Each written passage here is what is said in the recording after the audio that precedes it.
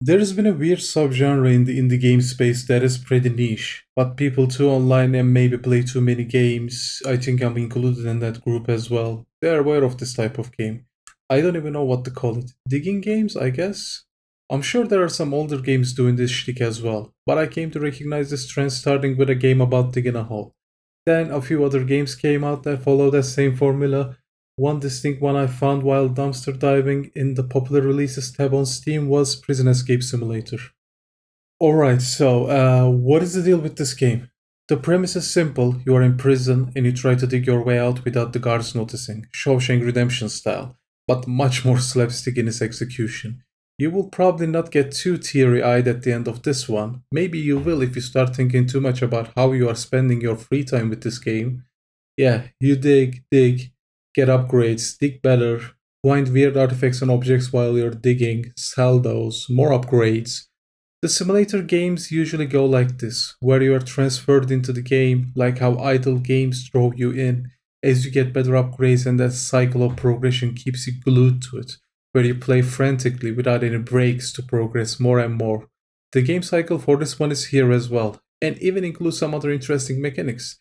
Firstly, the guards visit you every once in a while, so you need to hide the hole you are digging with a carpet, get rid of the dirt you've been accumulating while digging by flushing it down the toilet, and act like a good boy who doesn't have a 50 feet chasm dug out at the middle of the cell. You also get a lunch break at the middle of the day in the day cycle, where you can eat food to replenish energy, buy energy drinks to your hotbar you can use whenever to do the same. There is also the courtyard where you can train your body, increasing your stats. You can even go to a cell with a rich guy who will give you quests to gather a certain item for more money. You get dollars from this guy that you can use to construct your own weird cell. Hide the whole thing with furniture and items that will help you on your journey.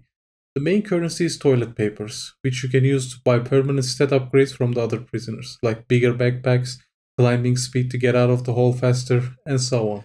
The progression is fun, not too tedious, until it does get a lot more tedious, where you memorize every mechanic and just slog on to get to the end of the game. If you get caught digging by the guards, the entire hole you dug out resets. And even if you can dig it out faster with your newly bought upgraded shovel and stats, it still gets really tedious if you get caught because you weren't paying enough attention. The graphics of the game is what you would expect from games like this. It feels like an asset flip where all the textures, items, and models are taken from the Unity store. I don't know if that is actually the case, but it just feels like that. The game just looks, I don't want to be rude, but ugly. It looks ugly and unpolished. The UI is basic and wonky. The game can get pretty buggy at points, and I even had to play again to achieve the ending because I was stuck on a certain part where in the ending, the vehicle you were driving just didn't want to move forward for me. I don't want to push the falls away, but that's to be expected from these games, I guess. Yes, at the end, you dig deep enough to reach the sewers, and with a daring exit in the dark sewers, you come out of a small garage, get in a vehicle, and drive towards a helicopter to escape. The whole outside area is more detailed than I was expecting, considering it was such a small part of the game. There is a whole refinery with buildings, tunnels, and roads to zoom through. The driving was the worst it could have possibly been, but I wasn't expecting iRacing from this game, so I wasn't too disappointed, I guess. You finish the game, it gives you a congratulations screen, and that's it with a timer. Honestly, I wanted to get a few new upgrades and upgrade my cell more before I escape. So I took my time with the ending, which I guess means that I enjoyed the cycle the game presented to me.